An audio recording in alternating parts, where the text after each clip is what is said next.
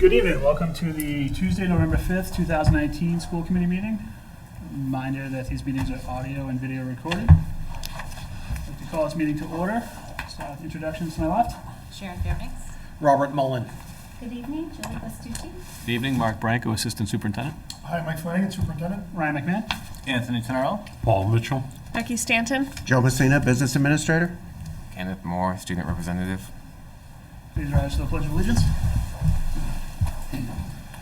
I pledge allegiance to the flag of the United States of America and to the republic for which it stands, one nation, under God, indivisible, with liberty and justice for all.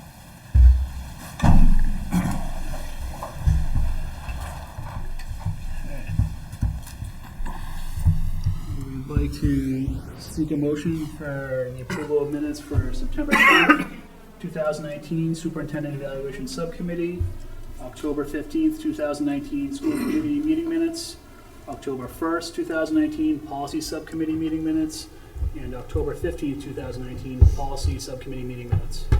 Make that motion. I will second it. Any discussion? All those in favor? Aye. Opposed? That carries 6-0. Correspondence. Thank you, Mr. Chair. We have several items of correspondence tonight. The first one, this time of year, is our annual Adopt a Family Kickoff. And it's one of the most special events that we do in this community. Every year we provide a holiday for over 100 kids and families in our community that can't otherwise afford it. So Mrs. Fairbanks and Mrs. Lewenzik are kind of our go-to people. They lead this whole initiative. They do a great job of fundraising and raffle baskets and whatnot. And it's truly one of the things that makes Tyngsborough special. So as you start to see emails and communications come out from our schools and our administrators, please note this is something that's been going on for well over 30 years, started by Leon Flynn, Larry Kelleher, and the late Chief Chronopoulos. So it's a great community event that we do, and it really is something very special. So you'll start to see advertisement for that coming down the pike soon. The next piece of correspondence is from the MSBA. As you know, we're in the process of going through everything. And their final two boxes to check are the town vote and the enrollment certification. So the MSBA has reached out to us to schedule a meeting. They're looking for the co-chairs, Tenarello and Winterstrom, as well as Matt Hanson and myself, to either go to Boston or participate in a conference call to really nail down what that middle school number is going to look like. That leads us to the next piece, or the last piece of communication in there, is the NASDAQ enrollment certification. Interestingly enough, we just received this past week NASDAQ projected enrollment, which bears out the increase of about 100 students over the next several years, so that's in your drive as well. So we're really looking at the building that's going on in the community and what the enrollment's going to be, so they can really get a solid handle and hopefully build a facility that will address our needs for years to come. I took D out of order there, I apologize for that, but correspondence C, each year, the initiative across the state, probably started about 10 or 15 years ago, has been Project 351. And every year, representing 351 communities in Massachusetts, every year an 8th grader is selected to perform a service within the community, somebody who's representative, who has a strong character, has leadership abilities, and they perform community service in your community locally, and then they travel to Boston and participate with the 351, Project 351 ambassador across the Commonwealth. So this year we're very proud to announce, congratulate Brooke Kavanaugh as our Project 351 ambassador. You remember Brooke was here when TMS came to present. So a great kid with a lot of leadership skills and potential. So congratulations to Brooke. And that's it for correspondence. Excellent. Visitors, comments, and questions? I see none. Share the success. KJ? All right. So to start things off, here's what's going on around the elementary school. So last week, TES kicked off their annual Adopt a Family event with school-wide Halloween dress-up day. This is great for the students, as they always love seeing their teachers all dressed up. Additionally, Sergeant Steve Manning, the Student Resource Officer, implemented Halloween safety lessons in grades 1 to 3. Lieutenant John Pelletier from the Tyngsborough Fire Department joined Mrs. Woodard during Fire Safety Week. Students learned about the importance of having a fire escape route in their home. Student council members at the elementary school also learned about the voting process as they elected Miley Preventure as their president, and Macy Short Ciantis as their vice president. And then this Friday, TES will host their annual Veterans Day Parade and breakfast. And then Representative Colleen Gary will join as we honor our heroes. And then what's been going on in the middle school. Last week, the middle school had their Spirit Week. So it's kind of like the homecoming at the high school. So on the first day, they had a sports day. Second day, they had Tiger Pride Day. Third day, they had Decades Day. And then Halloween Day, and then Hawaiian Day. And on Halloween Day, students could wear their costumes if they wanted. They just had to donate $1 to adopt a family. Also at the middle school, last Tuesday, they hosted a block party organized by their student council with activities students could sign up for. And then all the proceeds from that block party went right back to the student council. TMS is also currently running an Adopt a Family food drive where students can bring in canned food, and that applies to all the schools. You can donate canned food. And then just recently, 7th graders took a trip to Bodenboer Escape Room, and they were allowed a chance to work on team bonding in an escape room environment. And 6th graders recently returned from their annual Camp Borndale trip. And like we were saying, Project 351 chose student Brooke Kavanaugh to attend the conference in Boston to learn about service projects in hopes to get more middle schoolers involved in service projects. And finally, in the middle school, students were shown a short film called Snowflake, and it's an anti-bullying story. The star of the movie, Ava Freitas, actually came to the school and spoke with the students, and they filmed a music video in the high school. And then, talking about high school, November Students of the Month were chosen to be Trey Marcantonio, Julia Kay, Alec Kilmartin, and Ryan Gauthier. And then members of the NHS attended their annual Lighthouse School trip in full Halloween costume and put on a party for the kids at the Lighthouse School. The PALS program took students to see the Atom Family at Chunky's. And then playoff information began to be released for the sports team, such as the boys and girls varsity soccer, as well as the field hockey team. Field hockey won their first round and lost in the quarterfinals. Girls won their first round and are still playing, and the boys prepares for the varsity game tomorrow. And finally, high school students were given an opportunity to wear Halloween costumes on Thursday as well, similar to middle school, and they also had to donate $1 to adopt a family if they wanted. Good luck tomorrow with the varsity soccer. KJ's the varsity soccer team. Thank you. Yes. Good luck. At this time, Mr. Chair, I'd like to make a motion to take 9B out of order. Second. Any discussion? All those in favor? Aye. Opposed? Carries 6-0. So, Mr. Chair, I'd like to welcome Mr. Coughlin back to Tyngsborough. I think a lot of people in our area know who he is. I started teaching here in 1997. I was in the room next to Mr. Coughlin, and he drove me crazy the first couple of years, but eventually he had to realize who he was. He had to realize. For all the same reason he drives people crazy now. Perfect. So Steve served as a principal here at Tyngsborough Middle School, and then went on to be a principal for a long time at Hawthorne Brook Middle School in Townsend. He was retired, sitting at home on his couch, and when Mr. Pino left us, we needed somebody to fill that role, so we reached out to Mr. Coughlin and just wanted to welcome him back and let everyone put a face with a name here and just kind of let Steve say a few words to the committee. Thank you, Dr. Flanagan. It's nice to be here. Thank you for having me tonight. It's nice to be back in Tyngsborough. I feel like I never left. I've always kept up with what's going on in town, former students and parents. It's the nature of Tyngsborough, as you all know. Makes people feel very much at home once you've been here. I started in Tyngsborough in 1984. I went to what's now the Norris Road Middle School, and it's nice to be back there. It's nice to be back here. We have a nice dedicated staff of custodians and maintenance people, so it makes it easy to come to work every day, and working with Dr. Flanagan and the rest of the staff has been great so far. I've been here, I think, a couple weeks now, and a lot to do, but I enjoy it, so thank you. Steve was integral in really beefing up our maintenance capital planning plan for the MSBA. One of the things we had issue with one of our submissions at Kickback, and Steve spent his first week for hours really beefing that up. So hopefully that impacts positively our reimbursement rate within SBA. So just a true professional in all the sense, and we're just happy to have him back. So I want to get him in front of everyone tonight. Thank you. He's dodging questions. Were there any? What kind of questions could you have? I got one, Mr. Coughlin. Can you remember when Mr. Flanagan had hair? I do remember when Mr. Flanagan had hair. Very few of us can remember that. We need to move on. I have a lot of stories. You opened the door to this. Oh, boy. Thank you very much, Mr. Coughlin, and good luck in your new role. Thank you.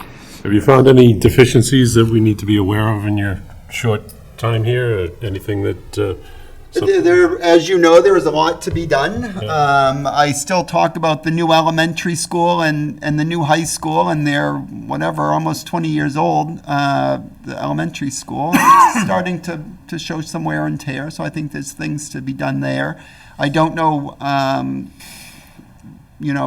if Dr. Flanagan has reminded you lately, George Triarchis, who's been in this position for years and years, comes in a couple hours a week to help out with his wisdom and understanding and history. So that's made it much easier for me to look at some of the emerging issues that are going on in the district. So great, I wasn't aware of that, but that's a good resource to have. yes, He knows he knows what's behind the walls. all of our systems and all of our providers. So that's a huge thing.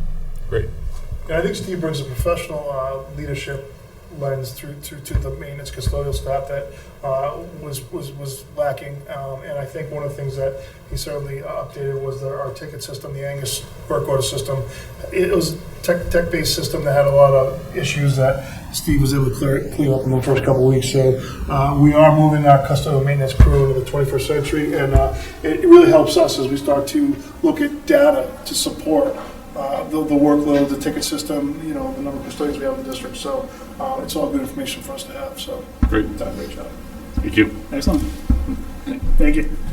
Have a good night. Thank you. Thanks, Steve. Subcommittee update, capital asset. Mr. Mall? Thank you. As you may recall, last year, we were able to get several projects approved thanks to the wonderful support of the town people and the municipal government across the river. We were able to successfully complete the update and replacement of the fire panel in this building. We were able to replace the telephones, alarm system, and clock systems, which are all tied in together here on the Norris Road campus for both buildings. And we were also authorized to begin phase 1 of the roof replacement at the elementary school. We have not moved forward as far as any replacement, any actual work on the roof as of yet. We've been waiting on a design, what do you call it, a design proposal? That'll work, thank you. Design proposal for the entire roof, and then we were going to be doing it in 2 phases. The money is there for the first phase still, and as we move forward this year, we are hoping to be able to get the funding in place for the second phase. The other thing that we're looking to do to really focus on is to complete the telephone alarm system, clock system over at the elementary school, so that the entire district has been taken care of with that, has been completed. Those are our 2 focus items for this year. We're also going to be taking a look at the tennis courts that were left over from last year. They're still in need of repair or / replacement.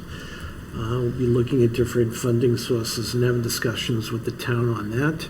And we're also going to need to add the replacement of the playgrounds over at the elementary school, the two of them.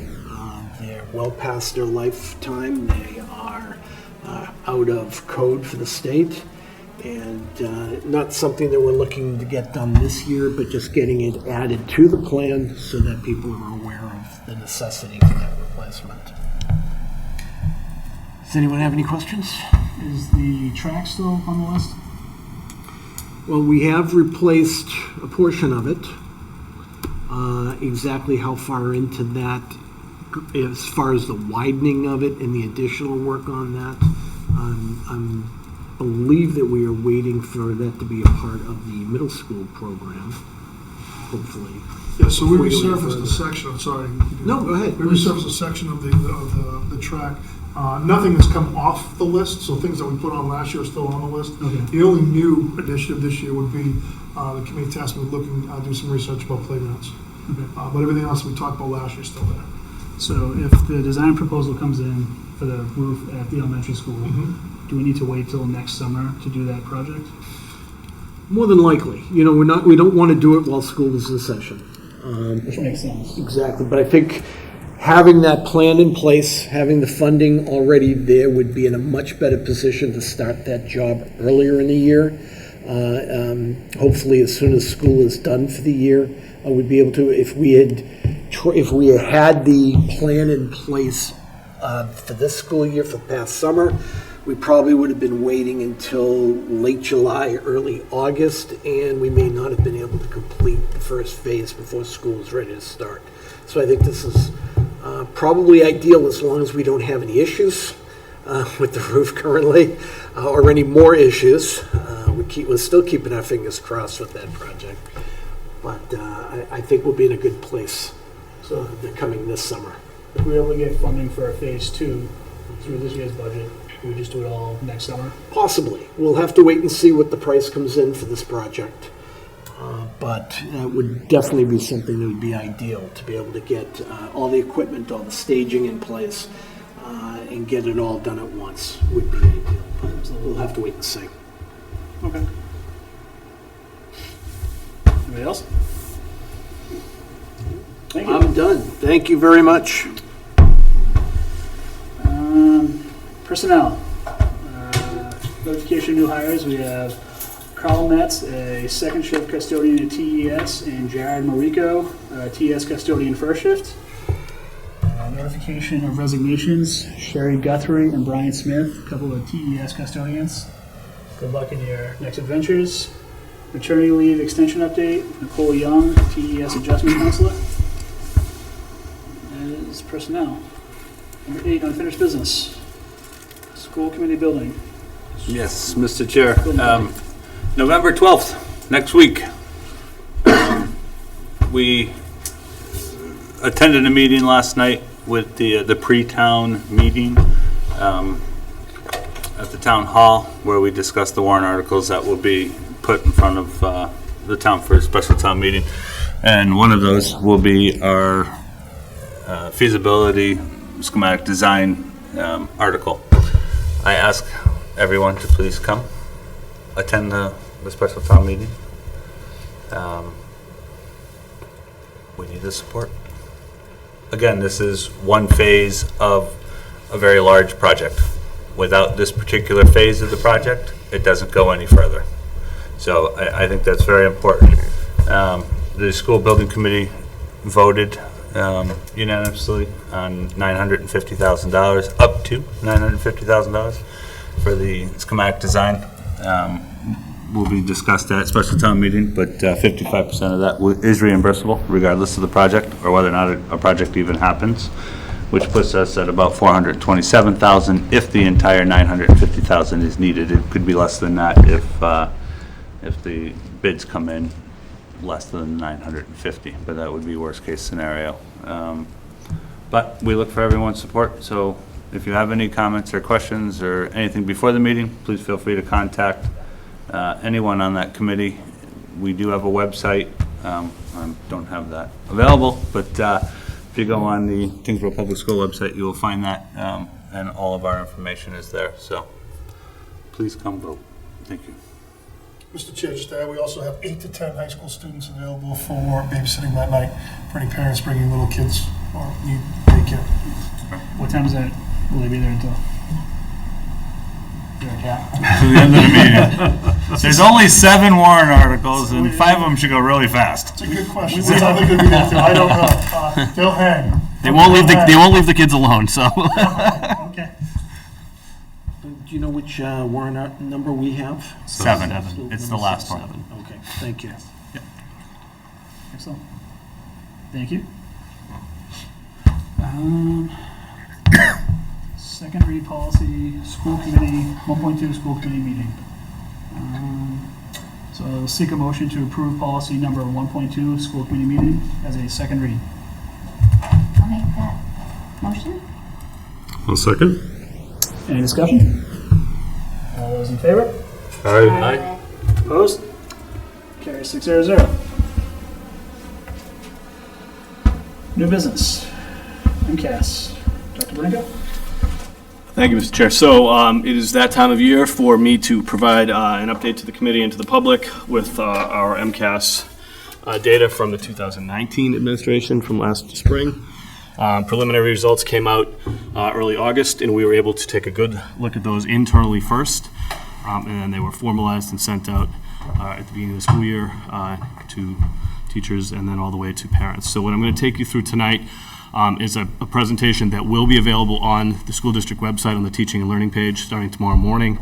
So this presentation is pretty thick so that people can access it without the narrative and just kind of dive into the public information to the best of their ability. So what I'll do tonight is I'll go through the presentation with this team, but some of it is overview of the process that most of the committee members are aware of. So I will, take liberty moving through some of that material a little quicker, and then slow down when we talk about student data, the impact that the results have had on teaching and learning, and then what our next steps will be as a district. So during the process, if you have any questions, just please stop me on particular topics, and we'll kind of take all the questions in real time. It might make more sense to do it that way. So last year, if you recall, was our first year under a new accountability system. This overview went out to families last year, so we're using it again this year, just to kind of talk about some of the differences that are happening under this new accountability system. So they created this one-page overview. Schools are now placed in one of 2 categories. They're either considered not requiring assistance or intervention, or requiring assistance or intervention. Very simple, much easier than it used to be. And then they break down the program with a variety of indicators that are used to measure a school's progress towards meeting the designated improvement targets. Our accountability system now has indicators that are intended to provide information about schools' performance and student opportunities, and it's split into 2 categories of normative or criterion reference components. So we have the accountability percentiles that we'll talk about at the school level, and then the state has set targets based on where school districts have been based on the achievement levels and the student growth percentiles, and then they set what they believe are realistic targets for each school to move forward. So that's the way the data is presented to us at the school level. 1, accountability percentiles compared to other schools, and 2, progress towards targets which grade us against ourselves. These accountability systems are focused on raising the performance of each school's lowest performing students while still trying to push student growth for our students who've already attained the achievement level or who are beyond the achievement level. And districts are no longer categorized by their lowest performing school, which was a really nice shift that took place last year. This slide breaks down the accountability indicators. So we have subgroups and we have indicators that we use. These indicators that help us learn about our accountability grade, so to speak, are broken down by achievement, growth. The newest one was the English language proficiency, and the additional indicators at the high school and non-high school level are chronic absenteeism. So they're trying to take a look at how many students are missing 10% or more of their membership days. And if you're in a subcategory where that's a problem, then they do hit you on the accountability side and hope that you will kind of rectify the absenteeism issues.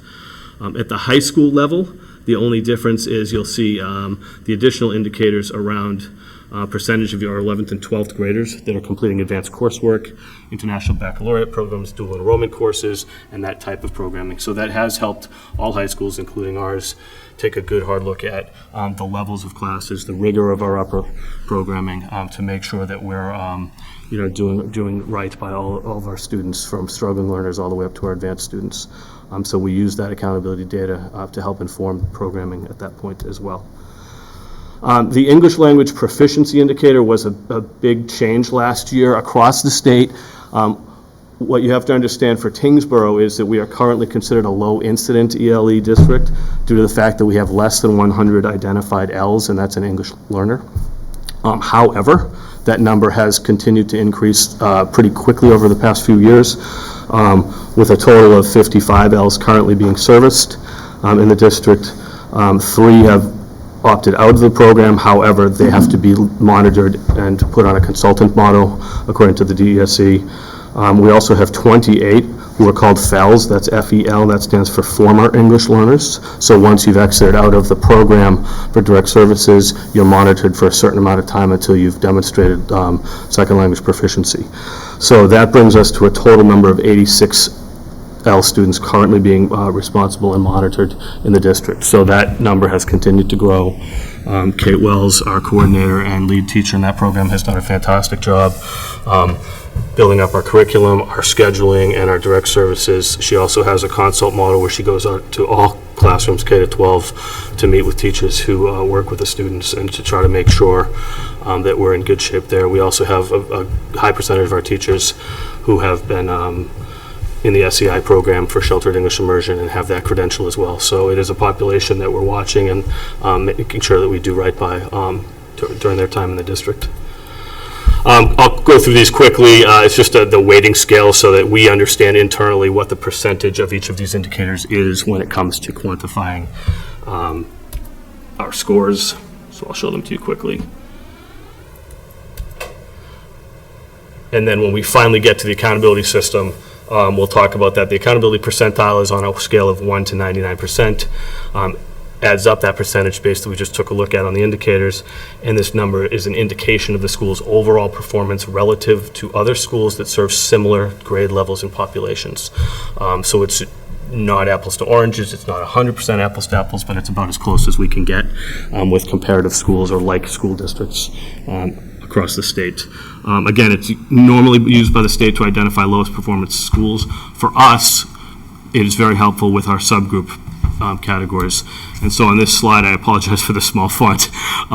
So I will, there are 11 identified subgroups according to the state. The 2 in this district that we pay the most attention to, first of all, a subgroup is identified by 20 or more students. So if you have less than 20 students in a particular one of these 11 subgroups, it actually doesn't count in the data sort. Doesn't mean by any stretch of the imagination we're not paying attention to those particular children and the data. It just means the state doesn't quantify it in a positive or negative way for us in the report.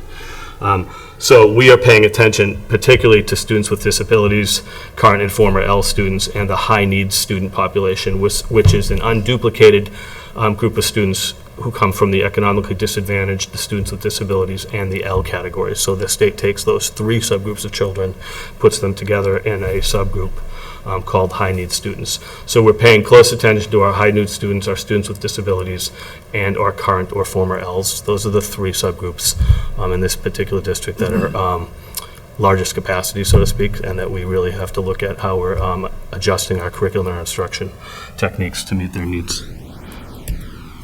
And then finally, this progress towards targets is how the state figures out how are we locally and at the state level closing the achievement gap. So this is where they really get down to some good criterion reference components that compare us to ourselves every single year. So we'll talk in a minute about how we compare school to school, state to within the state, and then we'll talk about how we compare ourselves on grade level every year. Every school has a group of lowest performers, and they would like us to identify those students quickly and make sure our intervention plans are in place. And at the end of the presentation, we'll talk a little bit more about what's happening at each school level to make sure that we're having the correct interventions in place outside of the regular programming that we currently offer.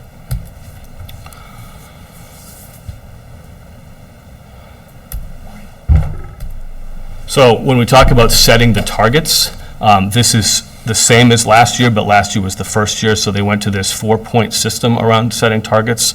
And so when they set academic targets for each subject area and for each subgroup, you get points for the accountability system. You get 0 points if you decline in that particular area as a school or district, 1 small point for no change, 2 for improvement, 3 for meeting the targets that the state sets, and 4 points for the exceeding. And when we add all that up, we'll talk about what those scores look like for every school in a couple minutes. And these are the highlights from Commissioner Riley's report.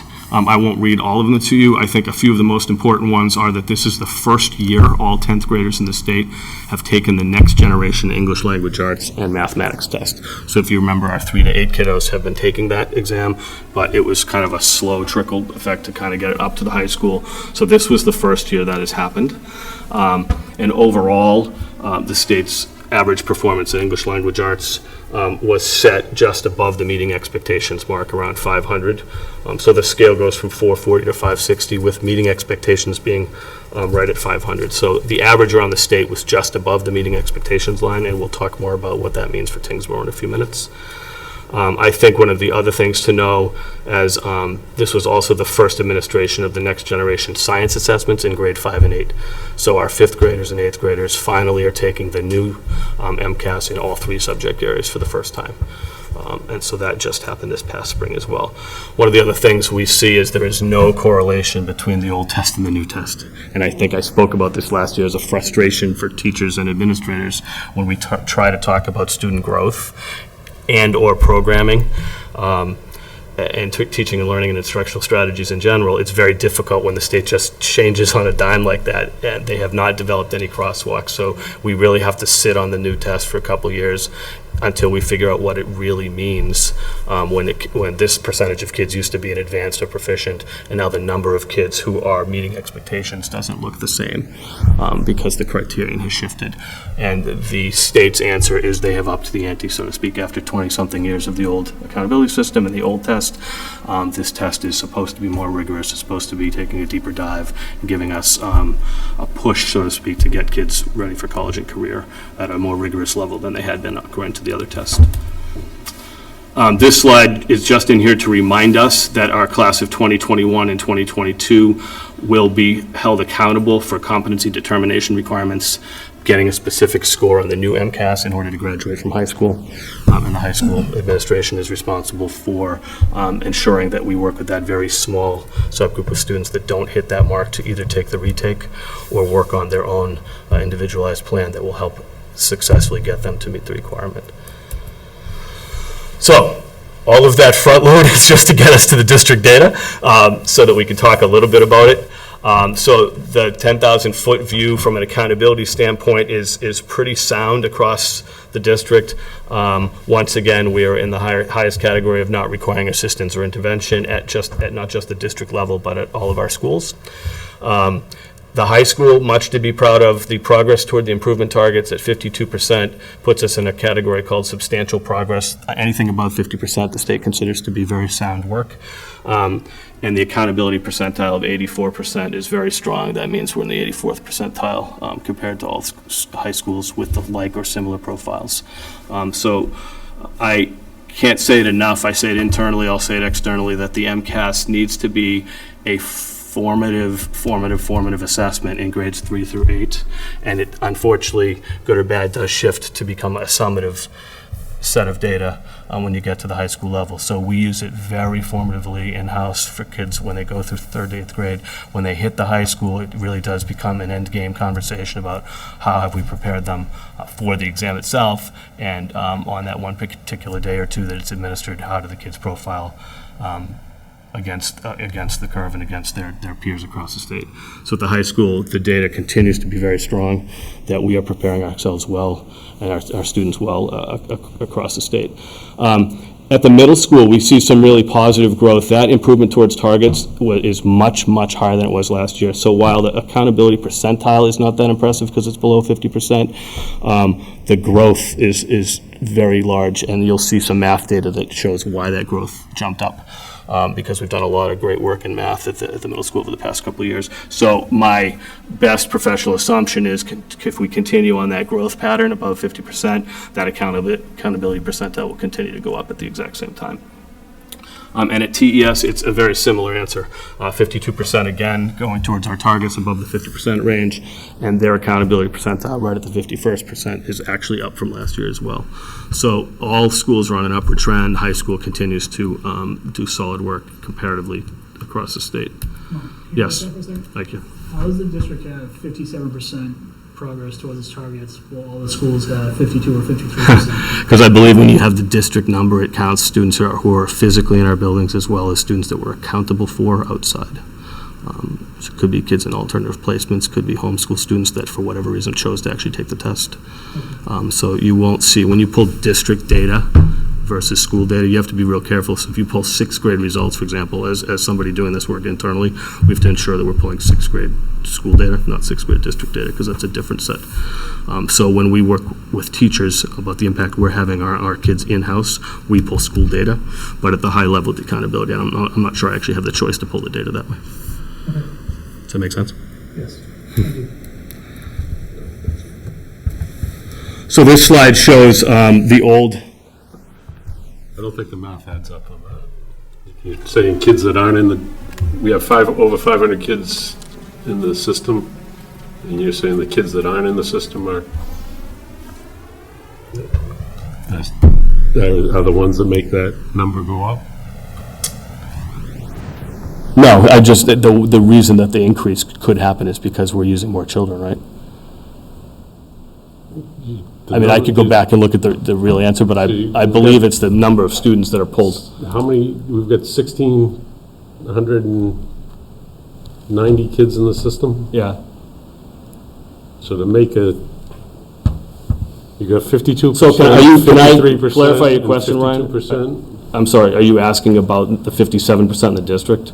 And Yeah. okay, so the district targets, let me re-answer the question. The district target is different than each school's target. So each school's progress targets are set based on their place last year. Okay. So the elementary school, for example, has targets at 3rd grade, 4th grade, 3rd grade and 4th grade and 5th grade that were set based on our scores from the year before. So that progress towards targets of 52% is growth towards the targets that were set. The district target is not the same. The district's target is a different number, so every school has a different target. So the district could make progress towards its own target differently than the elementary school can make growth towards their target. Okay. So I apologize for the answer. I thought we were talking about the other number. Does that make more sense? It does, but it's another Sort of. state program that's way. Yeah, so I can't tell you. It's not basic math. No, it's not basic math. You're not comparing right. apples, you're comparing apples and oranges. Yeah. It doesn't make sense that each school would hit 50%, but then the district, we're closer to 60. Because the overall target was different for the district. Yeah, I agree with you. Yeah. So when we look at the data, I rarely use it, just to be honest with you, we rarely use the district data. We always use school data. So we sit down with the administrators and the teachers at TES, and we talk about the school data at TES. Then we talk about the school data at TMS and at THS, because when you get into the district level numbers, it's way further away from children, and it's difficult to work with that data. Sorry. So no, it's okay. I'm sorry to give the first answer, so that makes more sense now. This slide just shows the lack of correlation between the old test and the new test. I keep it in here because parents who have students still taking that legacy will still get reports that say advanced, proficient, needs improvement, and warning. If you remember from last year, they are not the same. So it is not a crosswalk across. They're simply 4 different criterion. I kind of wish they didn't set the slides and the information up this way, but that's how they put it out there. So we have to make sure that people understand just because my child was proficient last year doesn't automatically mean they might slide into meeting expectations. As a matter of fact, we saw this year some children who were proficient or at the high end of partially meeting because the rigor and the expectations on the new test are more difficult. So that's been, as a parent of an 8th grader, that's tough when you get a test from last year to this year or from 2 years ago to last year, and suddenly try to develop your own crosswalk. You just can't do it. So this is the parent report that goes out from the 440 to the 560 spread, just to show you where the line is, this kind of report would tell you as a parent that this child was at 541. And the gray area in the middle, if you see that where the 541 arrow is, that tells you basically, that's the any given Sunday data. That's basically telling us that if the test was given 3 or 4 times this child, that's relatively speaking where the child would probably fall, somewhere in that range. To try to argue against the pundits who say, well, it's one snapshot over time. They've run some matrix to tell us where they think the kid would relatively fall if they take it more than once. And then the second page of the report breaks down all the different reporting categories by subject for the child, so that we'll see as a parent and as a teacher exactly what questions are being answered correctly and not. We use this data a lot. So all the departments just met with their department heads to go through the MCAS data. They can look at all the item analyses. They look at all the questions. They take a look at how students did, which questions were missed, and then they kind of take I happened to be in the English department's meeting at the high school last week, and when they were doing this work, they were talking about the questions. They were talking about how many kids missed certain questions, and they were talking about either how we taught it or what materials we used. So that can inform our programming and instruction for the following year. Or we've actually found out sometimes it's just a bad question, and that's a question that hasn't been asked in the past. And so we try not to overreact to some of those as well. But this information is very helpful when we place kids in intervention programming or when we take a look at our curriculum materials. If you determine it's a bad question, is there any kind of feedback to the state? Yeah, actually, there's a short period of time where you can send that information back, and eventually they put out a report that comes out to administrators at the central office level that tells us, what questions were marked. And sometimes you just have to wait a year to see it get kicked out or not. And then over time, the second year after a test is administered, they put out example questions on the website that teachers often will use as study guides or as prompts to inform how we build our assessments in-house or to use for practice with students. So some things will get kicked out and suddenly you see it not in the practice test anymore, or you'll see it not in the exam the following year. Yep. So this slide will take you through the 3 schools pretty quickly. This table presents TES's results by achievement level and by the student growth. And as we review the ELA results, 3rd through 5th, we'll see that 58 percentile of our students are meeting or exceeding expectations. And while we're okay with that percent, particularly because in 3rd and 4th grade, it's the first couple of years of them taking this kind of a high-stakes standardized test, we do know that we need to continue to identify the students who are not in the partially or not meeting expectations and quickly provide them with purposeful interventions and programming in the classrooms to help close that gap. 68% of our 4th graders are meeting or exceeding expectations in math. That's a very positive number for us at a young age there. However, that is not the case in 3rd and 5th grade. So as you know, we're reviewing our math results pretty carefully, and this helps to kind of validate that our clear and purposeful focus on professional development in math, particularly at the elementary school, is necessary and will continue to work.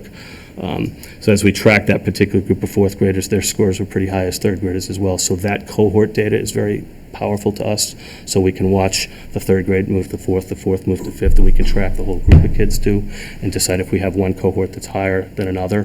Historically, we won't over or underreact when we adjust our curriculum or instructional decisions either. If we see multiple cohorts come through and a certain negative or positive trend, then we sometimes feel a little better about that being purposefully driven by our instructional decisions or programmatic decisions. The 5th grade science and technology and engineering, as I said a few minutes ago, is the first time they took the new exam. Fantastic. 50% of our students right out of the gate. Remember, this is the first time they'll take a science test at this level. And this is now our 3rd year of a brand new science program at the elementary school. So if you remember, 3 years ago, we adopted brand new science programming.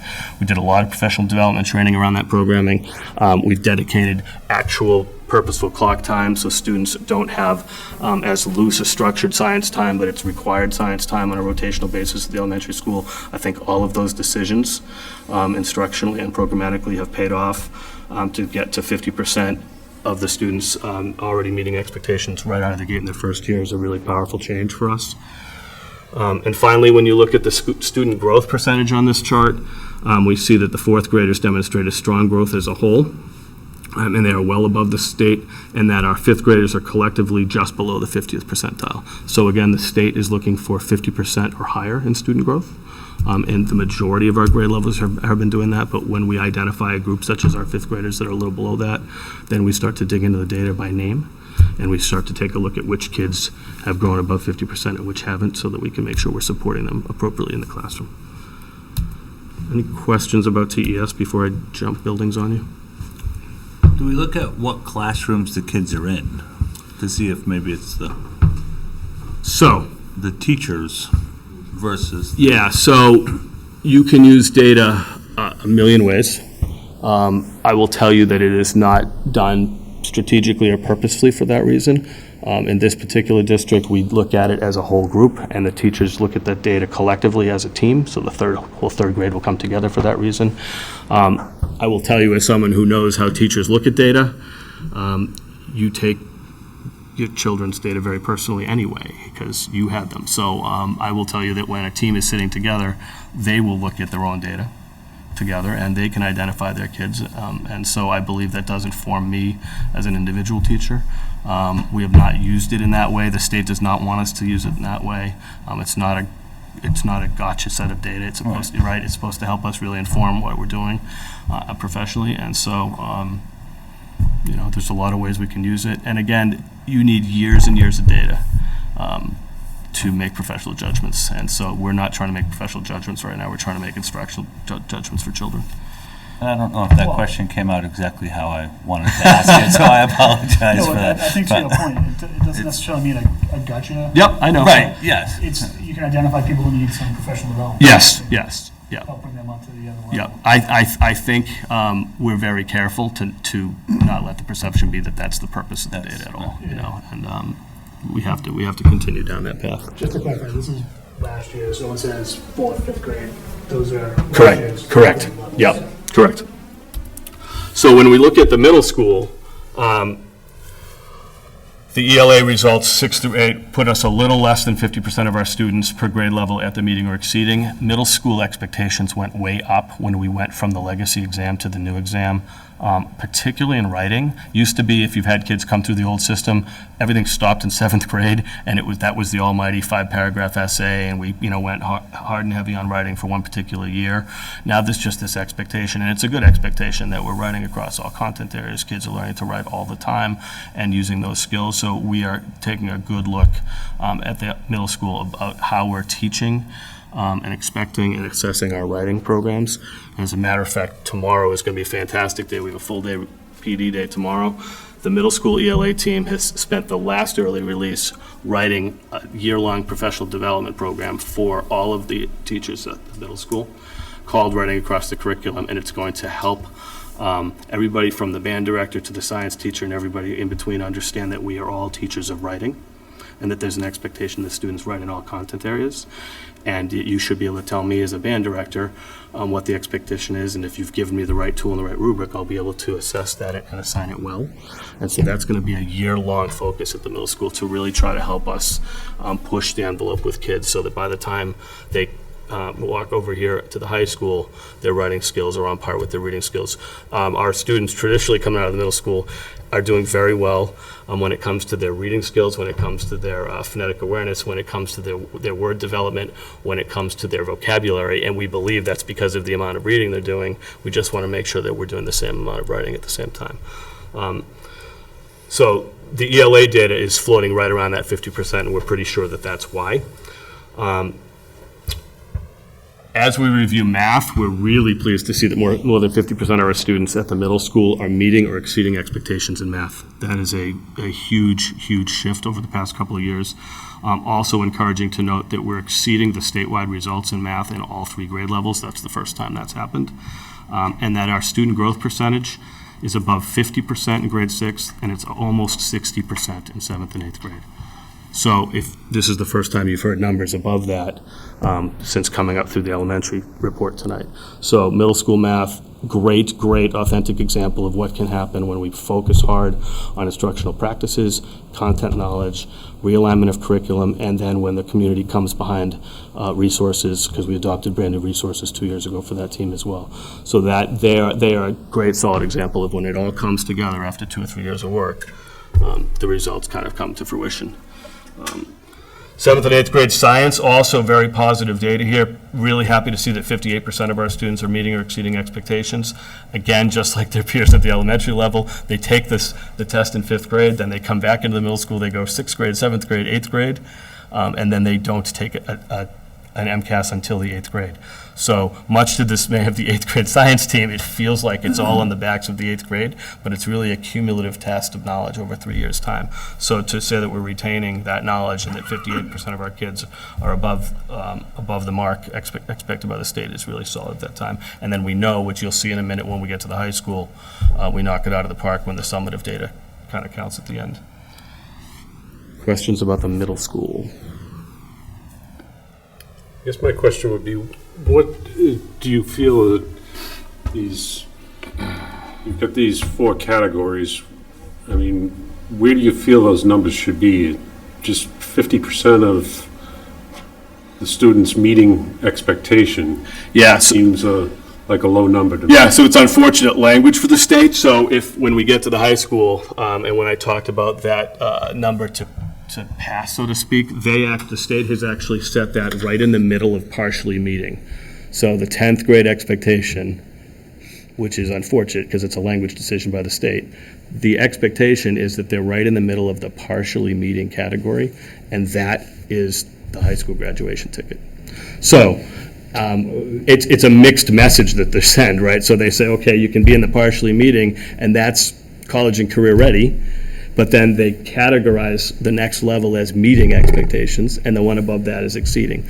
So I will show you the high school data in a minute, and if you don't mind continuing this conversation based on the high school data, if you look at it, we're going to see that 73% of our students in 10th grade are meeting or exceeding. Well, if you can hearken back to the old legacy test, Dr. Flanagan could help, but I would guess that number had always been in the 90 percentile. Right?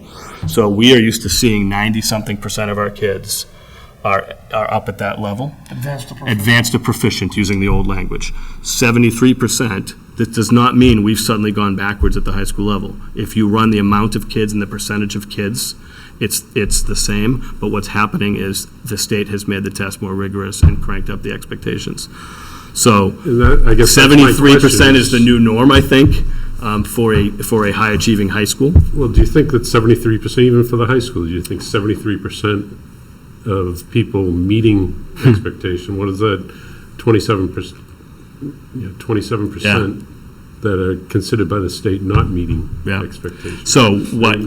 I guess one of your comments is we're not using this test as a analysis of each teacher, but we are looking at it on a grade level as a group of teachers. And these are the first year's numbers. What's the expectation of the grade level in next year's numbers? That kids by name go up in achievement level and in student growth percentage. That's my definitive answer to you. So let me tell you. Let's take an example. The 7th grade math is 63% exceeding and meeting expectation. Yep. Do you feel that number should be 70% for the 8th grade this year? Not until I look at every kid by name. So what you're not privy to, that I am, is how many students are 2 points away from crossing over from partially meeting to meeting. How many students just made it by 1 or 2 questions? And so when the teachers dig down with the administrative teams into where Paul's number is and isn't, some kids are way into the meeting expectations category and will remain there. And some kids just missed it, and we just know, oh my God, it was just a mistake on 1 question, or his writing, he only got 1 point on a 4-point writing question, so that kid's right there. And so we identify kids on an Excel spreadsheet, believe it or not, to take a quick look at where which kids are close and which kids are way down at the bottom of one of those criterion areas. And so I'm never going to say to you, I want the whole group to move to 73 or the whole group to 75. What I'm going to tell you is when we look at the kids A to Z by name at the grade level next year, my hope is that the grand majority of every kid A to Z has seen an achievement number go up and a student growth percentile above 50%. And if that happens, by default, the other number is going to go up. But I can't look you in the eye and say it needs to go from 62 to 70, because I don't know every one of those little kids' Well, you pieces said, of data by I name. look at it as a goal. Yeah. When the teachers walk in, Yeah. I want them focusing on your Yeah. child by name and not on the whole group of kids. Because if I teach 24 kids, and I've torn apart the data on 24 kids, at the end of the year, the grand majority of those 24 kids have grown in an achievement score and in a student growth percentile, the other number will, by default, take care of itself. I'm positive it will, and I think we saw that in math. Does that make sense? I understand what you're saying. I think, Yeah. it's, I'm looking at it on the outside. I'm not, don't have kids in the system. And Yeah. I went through the older test, and I always looked at that as something that it was a indication of how the school was working and doing. And, Yeah. My kids did well, and they learned a lot. But to advance a system, you've got to have goals in place. And Yep. whether it doesn't mean that I always bring it back to sports. Is every team starting in the NFL wants to win the Super Bowl. There's only one team that's going to meet that goal. Right. So having goals, reasonable goals, and trying to meet those are important. But like you say, looking at everything that led up to that is also important too. A team that improves from no wins to 8 wins in the season, that's a remarkable improvement. Yeah. That's what you want to do. But to set a goal at the beginning of the year, saying that this is where this class is when they come in from 7th to 8th grade, this is what we'd like to see. Yeah.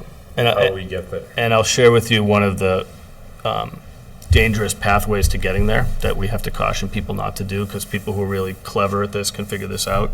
So if I identify 8 kids by score who are just on the edge of crossing from one performance level to another, and I ask people to hyper-focus on those 8 kids more than anybody else, I could probably change that percentile number, but I just ignored the other 15 kids. So I prefer that maybe we at the upper level with the principals are looking at that big number, but I really, really hope that we continue to encourage teachers to be looking at all those kids by name. And I'm confident that the math is a good example of how things change when you do that. I'd hate to say we're going to just try to move a certain percentage of kids because that's how we cross over a number. It actually could be done, and I'm not sure it will impact all students. So each individual student has that range. Yep.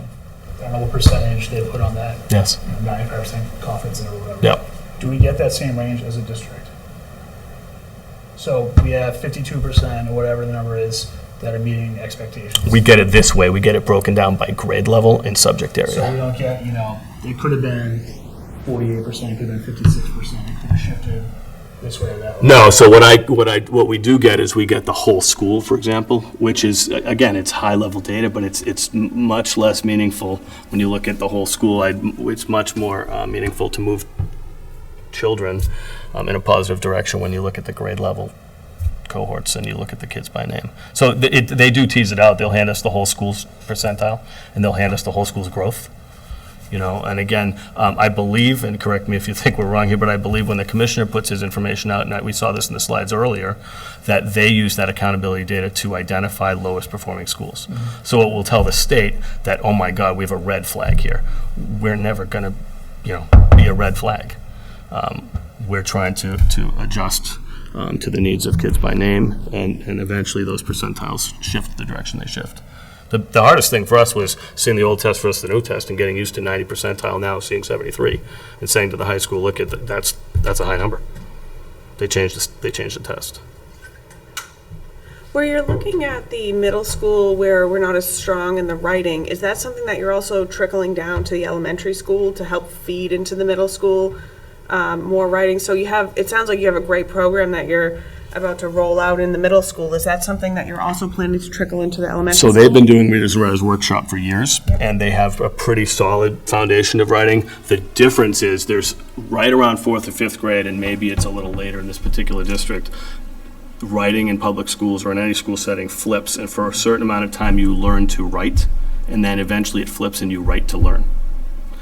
So when you flip that switch, what kids at the middle school are expected to do is not now just demonstrate their mechanical ability to write, their ability to correctly use all the mechanics of writing. They're expected to then write about a subject area, to write from a particular voice, from a particular perspective, in a particular style. So they're coming out of the elementary school with the foundational skill sets to mechanically write and an understanding of how to create paragraphs and sentence structure. But then they have to apply that in a different way, and they get assessed in a different way. So I'm pretty sure that we're doing really solid work down there at the elementary school in the Reader's Writers Workshops. It's just a matter of that Reader's Writers Workshop model hasn't transitioned to the middle school. We're trying to make a transition to the middle school, and it's really about writing within subject areas. It's just a different type of writing now. Make sense? Yeah. So then we get to the high school, and as we said earlier, we see a whole different set of numbers, where 73% of our kids, which is the new norm, believe it or not, coming on the new test, and 76% of them in math. The science is off the charts, but again, remember that the science test this is the last group of kids that are taking the old legacy test. So here's another correlation shift, right? So we see 90% right now, and I'm curious what will happen to the percentiles when we take the next generation science test next year. So it'll be interesting to see that happen. Very, very small percentile of students who do not meet the competency determination requirements, and teachers and administrators are working right now on individualized plans that will allow students to make sure that they're working towards progress in that area to meet the competency determinations at the high school level. So some work has already been done because we've had this data for quite some time now. So administrators, content leaders, and teachers have started to review the results. We have a district-wide rubric that we use, and we follow an assessment protocol, an analysis protocol that every department and every grade level does. It asks them to all follow a very prescriptive protocol so that every single grade level and subject area is analyzed the same way. Then the department heads and teachers have access to that online. The administrators have access to that online. That helps us pull the data together to see where there are trends from grade level to grade level or within each subject. So we use that data analysis protocol. We have already begun that work, and most departments have completed it. We'll continue, as I just said, to focus on co-teaching and ELA and math, as well as our writing programming at the middle school. We refined our WIN blocks at the elementary school and the middle school last year, which stands for What I Need, and that's a dedicated time of intervention that rotates so many days a week, so many blocks a week, for very purposeful instruction and support in certain subject areas. We've put programming in place as well. So we have an ALEX web-based program for math. We have Edgenuity coming in, which is another program. We've used our MAP data, which is our progress monitoring system, to help inform our instruction. So if we have struggling learners in certain subjects during that WIN block, we can capture what they need, and we're not trying to just do it in the regular math class or the regular ELA class. We're trying to offer some scaffolding supports outside of that class so that they can come back in and participate more appropriately on grade level. Job embedded PD focusing on math instruction and curriculum design. We're in year 2 of a 3-year partnership with Lesley University. Dr. Hillary Kreisenberg's been coming in 7, 8, 9, 10 times a year, depending on the schedule. This year, she's actually doing coaching in the classroom. So she is meeting with teachers. She's prepping their lessons. She then goes in and she either co-teaches the lesson or watches the lesson. And then she comes back out and they do a debrief and talk about what went well, what needs to be adjusted, and she continues that work all year. So we've moved from bigger, more group PD to totally individualized job-embedded coaching this year with our consultant. And we believe that that's going to be a fantastic shift over time at the elementary school for math. This is now year 3 of the new science programming. We spoke about that a little bit earlier. We have seen positive results at all grade levels in 5th and 8th grade, particularly with the new science programming. And the high school will continue to develop and update EPPs for students who are struggling. And at the high school, we're starting to have conversations about improving student growth percentile for our upper level students. So while we have a solid student growth percentile, if you go back to that high school data, and it is well above 50%, right? We're 54%, 59% in growth.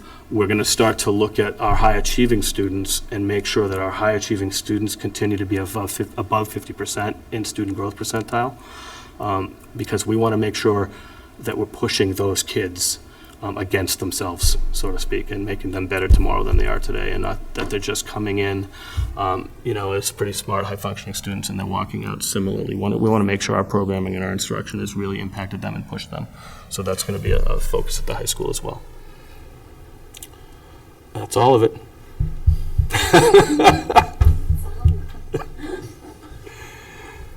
Other thoughts? There's a lot of information. It's one test. It's one moment in time for the child. It is an important one, but we have unit assessments, we have internship programs, we have other progress monitoring tools. We have so many other pieces of data that help us understand how a child is doing in the subject area. This one is an important one, and we can use it in a lot of ways, but it cannot be used to determine for one major determination of anything. As it is, the state makes us to use it for high school. I think what's difficult is that, the parents might not see all those other tools that you determine the child's progress, then they see this one. And so it is hard because it's so different from the last tool. Their progress, is markedly lower in most areas. So I think that has to You mean going from the old test to the new one? Yeah. That has to be explained to them, and I know you're having a meeting, aren't you, for the parents? Yeah, so we sent out the information that was attached to the letter, and then principals talk to parents all the time about that information, so. So when do you get this information as the administration? Was it? Late August, if we're lucky. So there's really not enough time to No. disseminate down to the teachers before? Which is better than it used to be. Well, it's way better than it used to be. So we did pull the preliminary student data that was embargoed. And the state allows us to pull that data for instructional decisions for placement and for the development of intervention.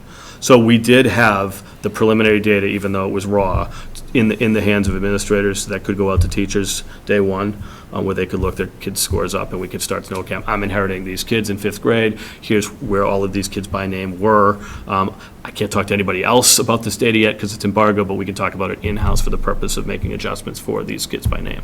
And then once it's public, you can have much more transparent conversations. But you could go through the data and say, for example, the 4th grade class going into 5th grade, they were poor in division. Yes. And yes. This is where we need to focus on, Yes. fractions. Yes. And Yes. that data can be given to the teachers to start the year. And so we have shared protected folder systems, which is a huge shift that we haven't had in past years. So with the help of the tech team and some creative work, all of that information is accessible too. You don't have to go running to a through binder anymore and pull it. So teachers can pull it right up on their laptops. They can get to the data quickly. They can sort it in the spreadsheet by growth or by achievement level or alpha, however they want to do it, or by their class lists. So we've tried to make the data more accessible in a quicker amount of time. Is that for individual students Yep. or as a group as a whole? Both. Both? Both. Yep. I could see that, as looking at to start the year, looking at the group as a whole, is this where we start? Right. And once they get to know the kids, Right. they go back and say, okay, this is Right. some of the Right. places where we need to work at.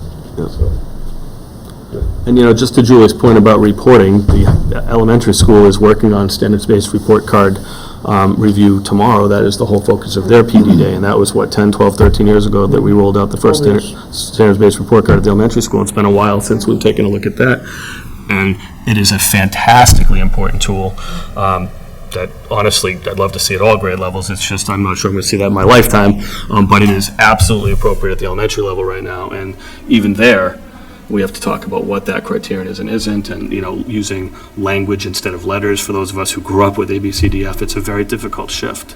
And we're 12 years in, and it's still something that we have to re-explain every year and give tutorials around and make sure we're calibrated in-house in how we report our data. So reporting student data to parents and making sure we're on the same page internally is of the utmost importance. Otherwise, we're not sure if what we're doing is working. So I think we've made great strides in the past 2 years. I know that, 3 years ago, we developed a professional development line item, and I know that Mark has worked tirelessly to make sure that we're doing proper curriculum review. We have a cycle in place, that we're buying materials that our kids need, that our teachers need. So I think we're on the right track, and I think that, I think ELA is next year. Yes. For a curriculum Yes. review. Yes. So we've made great strides in 3 years, and I think these schools will continue. The middle school math, again, is highly encouraging, because it's a testament to, if you put the money in the right spot and you give teachers resources, we can achieve well in this district. So kudos to Mark and all the work that he's done tirelessly over 3 years. Good job, Mark. Thank you. Thanks. Finance, Mr. Messina. Thank you, Mr. Chair. There were 12 bill warrants presented to the school committee tonight. I do have them all back and approved. In your drive is the list of warrant numbers, accounts, and amounts. Also in your drive for signing of payroll, the 2 payroll dates in October. Again, the amounts and warrant numbers are in your drive, and nothing for other tonight. Thank you. So, any discussion? Mr. Next. Dr. Franklin, thank you very much. Welcome. Appreciate it. You took a whole lot of data and you explained it to us very well. Mostly. Give it credit where it's due. Thank you. Something I saw today. We don't have any ice on the road yet, but boy, those roads are slippery with the water in the leaves. I saw several accidents on side roads just because of that. So I would like to encourage anyone who is watching to please keep it slowed down. It can be very dangerous this time of year as well on the roads. And Mr. Flanagan, I apologize greatly for the remark I made earlier with Mr. Coughlin. That was inappropriate. No, it wasn't. It was.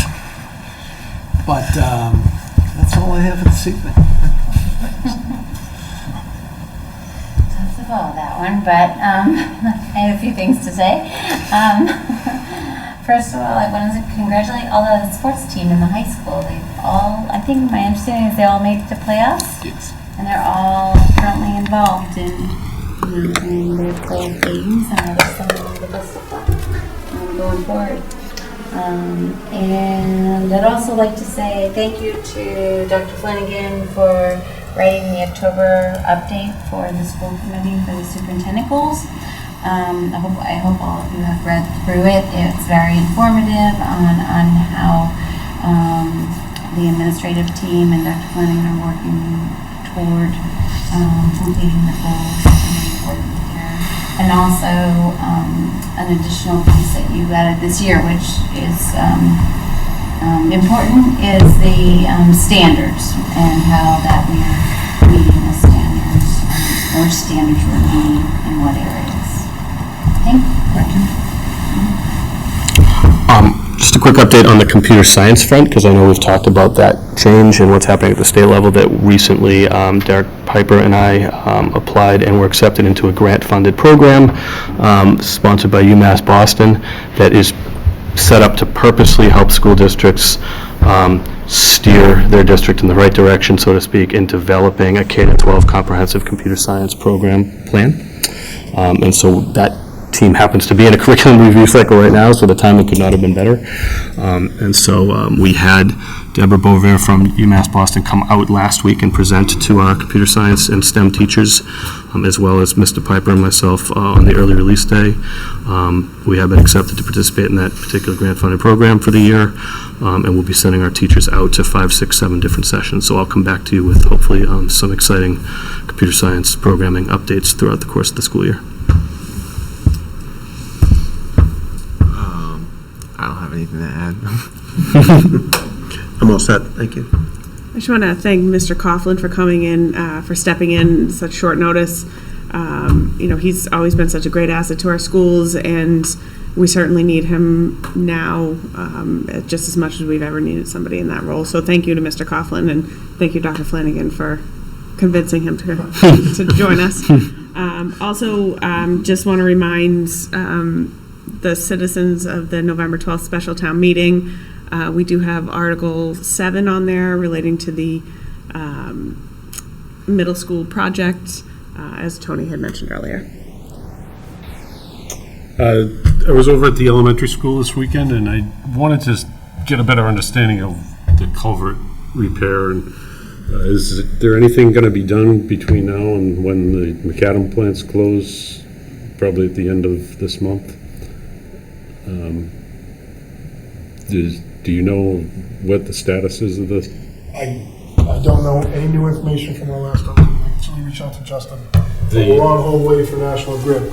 My last conversation was, or my last understanding was, I think it was the Board of Selectmen were going to reach out to contacts at National Grid, but beyond that, I don't know. My concern specifically is the plates there, and if they need to be secured so that when they plow those roads, that they're not going to be plowed off Sure. and somebody go in. So that was the first thing we brought up, and Justin's quite aware that those need to be either, the project needs to be completed, or we need to put a binder down right now.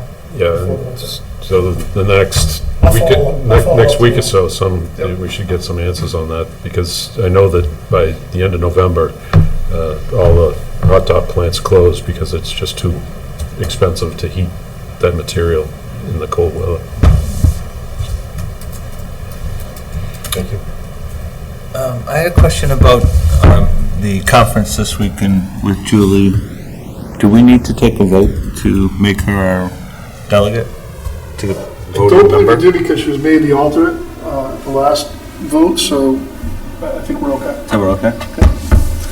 Good luck, KJ. Thank you. For all our sports.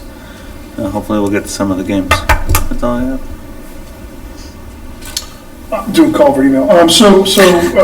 Just to echo what everyone's saying, we have a big town community project on the ballot on Tuesday night.